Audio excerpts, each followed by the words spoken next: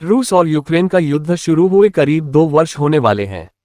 लेकिन आज तक इस युद्ध का कोई नतीजा नहीं निकला है और इस युद्ध में अब तक रूस और यूक्रेन के कई हजार सैनिक भी मारे गए हैं,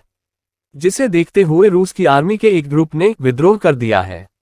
यूक्रेन की नेशनल सिक्योरिटी और डिफेंस काउंसिल के चीफ ओलेक्सी डेनिलोव का कहना है कि वैगनर ग्रुप के द्वारा रूस के राष्ट्रपति पुतिन के खिलाफ सैन्य विद्रोह करना बस एक शुरुआत है,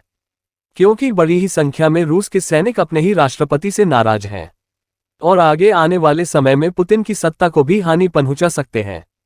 वैगनर आर्मी ने यह दावा किया था कि उन्होंने दक्षिण रूस में स्थित मिलिट्री के 2 हब पर कब्जा कर लिया है और वो अब राजधानी मॉस्को की तरफ आगे 120 मील तक आ गए थे, लेकिन वैगनर आर्मी बाद में अपने इरादों से पीछे हट गई और सैन्य विद्रोह करने वाले इस ग्रुप के साथ रूस सरकार की संधि हो गई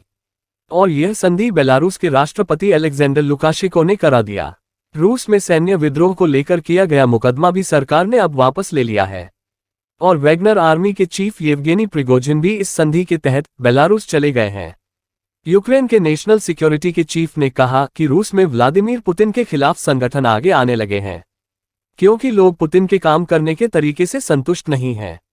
और येवगेनी प्रिगोजिन का रोस्टो से मॉस्को तक मार्च करना ये बताता है कि उसकी मंशा कितनी गंभीर थी